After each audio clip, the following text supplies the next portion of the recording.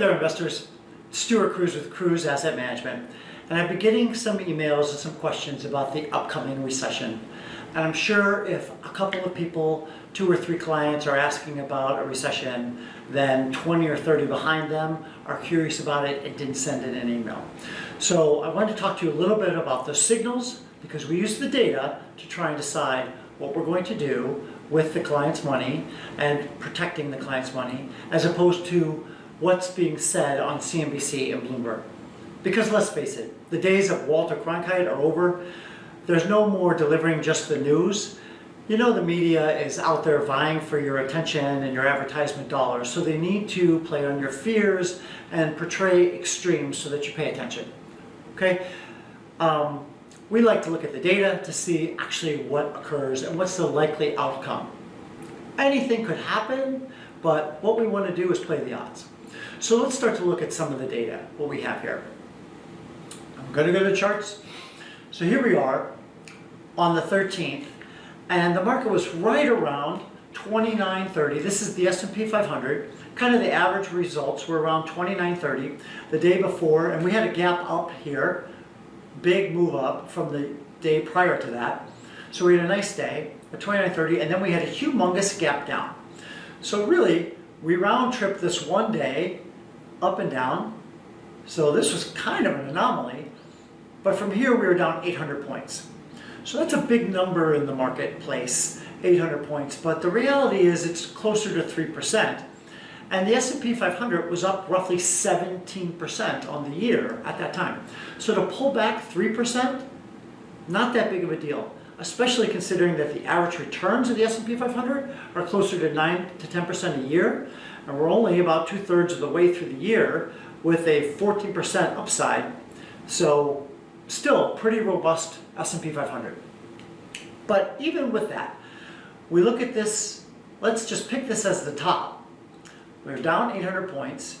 We have another day that's kind of flat, not very great, but then we move up and then up again today, and we're basically right back at the levels, closing at 29.23, right back at those 29.30 levels. That was probably a little high anyway. Now the reality is we don't really care that much about these short-term moves. We shouldn't care, even though 800 points down is scary and can really, rattle some cages. Let's look at some longer-term numbers. So if we look at the monthly chart, I did post another video on how we go about protecting client assets, and I'll post a link to that video in this video as well. But looking at the S&P 500, these are monthly charts. What we do is we look for 3 sell signals: being below the 10-month moving average, having a negative moving average convergence divergence, and having a negative stochastic that is below 80%. Now right now, we're above the 10-month moving average. We have a positive MACD, and our stochastic is well above that 20 line, hovering close to that 80 line, and moving sideways but slightly up. So not only do we not have 3 sell signals, we don't even have 1. This is one of the reasons why we try to watch the data so we're not reactionary to an 800-point move. Because if we were to get out because this 800-point move, we would have missed this side, and of course nobody would have wanted to get in because we're too high. Now, our strategy does have a downside. Back in October, we had a sell signal here, we had a sell signal here, and we were trending down and below the 80% line, and so we got out. November, the market rallied, but December, there's a huge sell-off, and we were out of the market, and we looked really smart at that time. But then we also were not in for the January, February, March, and April move up. We weren't in for the May move down or the June move back up. So the problem with this strategy sometimes is you get out at a level and you have to get back in at the level. You do miss this volatility in between. But the real benefit of this strategy, because we use this for every single asset class, the real benefit for the strategy is when we're creating an asset allocated portfolio, we use this strategy for every asset class we're using. So for instance, high yield or junk bonds. If we're going to try to be in them, right here, we would have sold out of high yield bonds. because we're below the 10-month moving average, the MACD is negative, and we're trending down below 80%. And we would have missed this entire downswing of junk bonds. So we're just not in for these long, prolonged downturns. Okay? Same thing for, let's say, the international markets. Here, we'd be in them, up, up, up, up, as the international markets go up, but then in the beginning of last year, we sold out of them because we're below the 10-month moving average, MACD turned negative, and the stochastic started turning negative. And we are out of international and stayed out of international all year, and even to now. So we protect your assets from these big swings and try to protect them from big, long-term downtrends. So every sliver of pie has this kind of backstop in it. And your portfolio is created with 20 of these slivers of pie, basically. And if one of them is showing downward momentum, we just get out. We don't use those asset classes. So we're not playing in those fields where there's a strong downtrend. So it helps to reduce the negative potential for your portfolio. Okay, but the reality is we want to talk about the possibility of recession. And people have been, I'm sure you've heard things about what the yield curve had inverted slightly for a day or so last week. And what an inverted yield curve means is the 10-year treasury is trading or yielding less than the 2-year treasury. So if you give the United States government money for 10 years, you'd expect they would pay you more than if you gave them money for just 2 years. But when that flips, then that's called an inverted yield curve. The spread between the 2 and the 10 is negative. All right, so let's pull up a chart on this. Let's see if I have it. Here's the spread of the 2 and the 10-year treasury. Okay.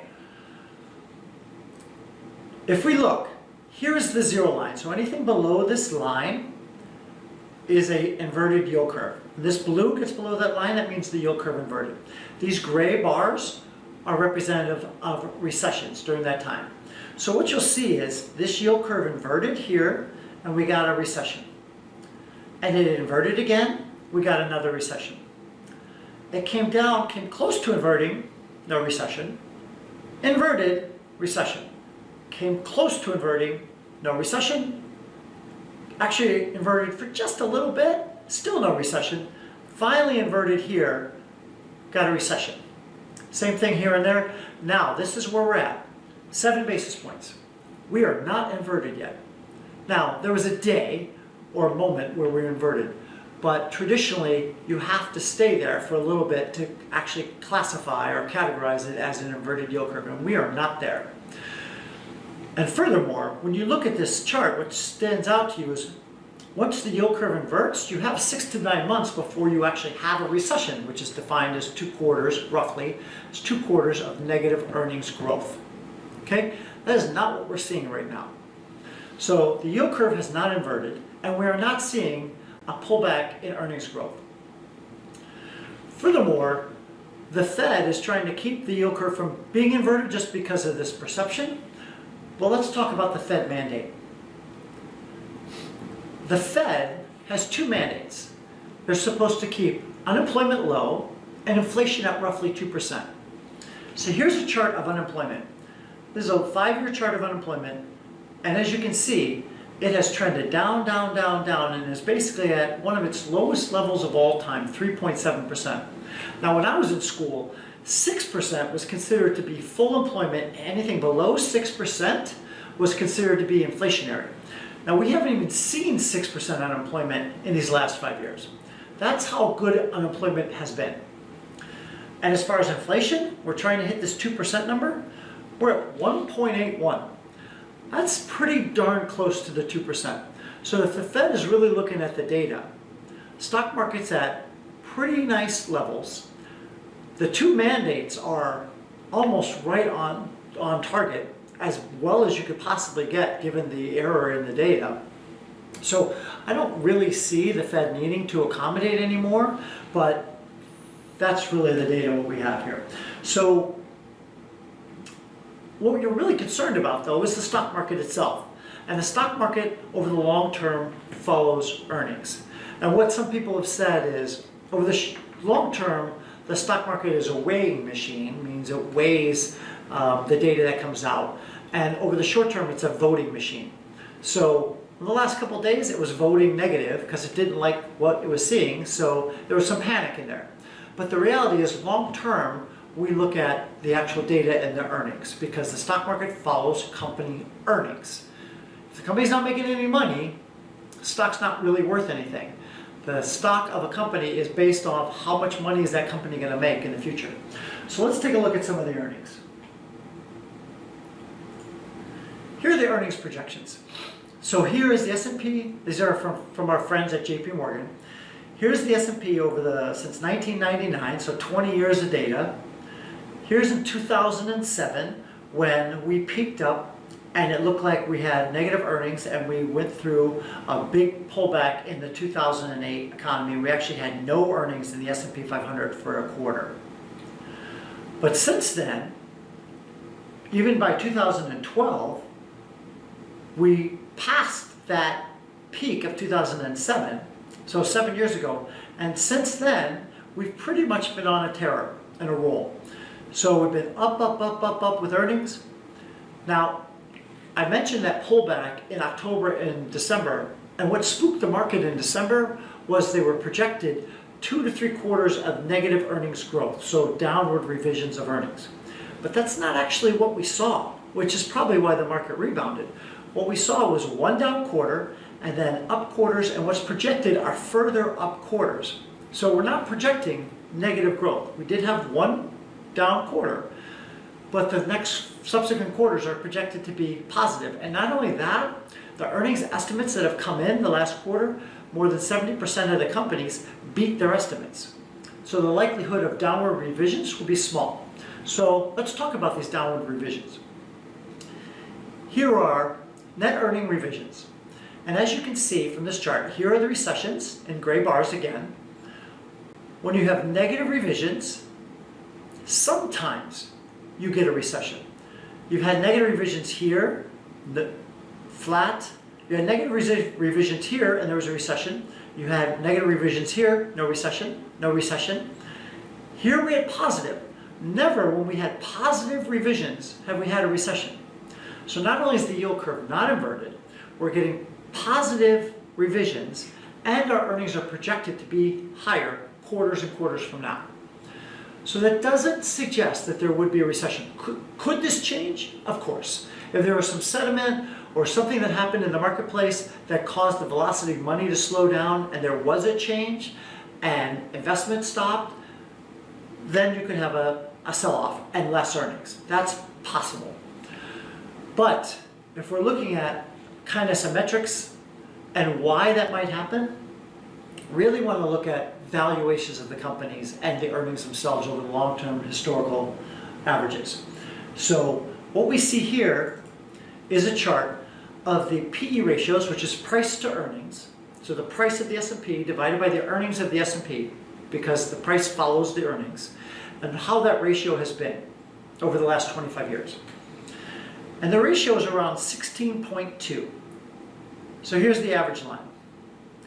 And we are just above average historical norms.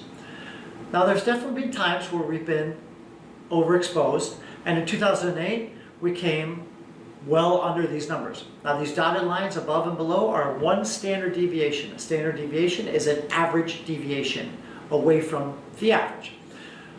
We are right on top of average. We're not even one standard deviation away. And you could argue with these earnings that are supposed to be revised upwards, with a higher number in earnings, that means the PE ratio actually gets smaller because it's P divided by E. So with a bigger E, the PE ratio actually gets smaller, which means this dot comes closer to the average or even below, if we do indeed get higher and higher earnings. So that actually bodes pretty well for the future of the stock market. Whenever you've had numbers in this range, you end up with a nice return over the long period of time. So here's a regression of those numbers, and what that basically suggests is that where we're at with a PE ratio of 16.7, This is a regression through this number, and the subsequent 5-year returns basically suggest that the S&P should probably return around 10%, around the average, which is what we might expect if we're at historical averages of PE ratios. Okay? But let's even talk about one more thing, because also the media has been talking about the length of this expansion. It has been long in the tooth, and they said we're due for a recession. Now the reality is that recessions do not die of old age. And while it is true, this has been the longest expansion of our history, here's a chart of a variety of expansions, what are these 11 expansions over the last 60 or so years, and how long they've been by quarters, and how aggressive they've been, how much growth there has been. And what you'll see is, this is our current expansion right here. All the other expansions were on a completely different trajectory. Our expansion has been the longest, but it has also been the weakest, or one of the weakest. So these two expansions, this one was a little bit weaker, this one was right there, but every other expansion has had more expansion by a volume and percentage, and less time to expand into. So you might argue that if the expansion was more moderate, that the economy would be able to absorb it better. So you've had a super long expansion, but extremely weak. And the slope of this expansion has been on a much different trajectory. So it's been just very slight. So there's nothing in this expansion that would suggest that it's over, because it's one of the weakest we've ever had. So if we really wanted to suggest that, hey, we're getting expensive, we might want to be up into this range. So in theory, this expansion could go on for many more quarters after this if you're just looking at this kind of data. Okay? So in summary, basically, we're not expensive right now by most metrics. There are some that say, yes, we're expensive, but there are other metrics that say we're cheap. But on average, we're pretty much in the middle of our long-term averages. There's nothing about the expansion itself that would suggest that we should pull back. And the yield curve is not inverted, nor have there been any indications that a recession is imminent. The earnings are positive, the revisions are up. There's nothing that would suggest this would happen. But even if those things do happen, we should have a 6 to 9 month head start or runway before we need to make any adjustments. And our 3-signal strategy will look at the momentum of the stock, and if there are downward trends, we just step out and reduce the risk in that asset class. If that happens to be in stocks, we will get out of stocks. If it happens to be in international, we'll get out of international. If it happens to be in high yield bonds, we get out of that. So the portion of your portfolio that's devoted towards a particular asset class, like stocks, has a backstop in it. And if it starts to turn down, we get out. So we reduce your risk. So again, in summary, we don't see a recession imminent. If there is one, we've got some time. And if it does happen, we have backstops to reduce the risk of your portfolio that's in place. And as always, we're going to be watching the data to make sure that the numbers haven't changed, make sure that there isn't something in the data that is suggesting that the picture has changed. Okay, so thanks so much for watching. I really hope that you like these videos, because I think it gives you much more information than me typing a letter, and it's a lot easier to digest. And feel free to pass this on if you think that there's somebody in your circle who might also enjoy this video. This is Stuart Kruse with Kruse Asset Management. Thanks so much for watching, and invest with the odds in your favor. Hey there, thanks so much for watching our video. And because you made it all the way to the end, we're going to offer you a free portfolio evaluation. So click on the Riskalyze link below.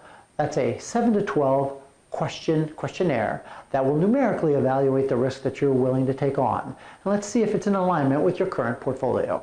And if it's not, it's probably a conversation you need to be having with an advisor.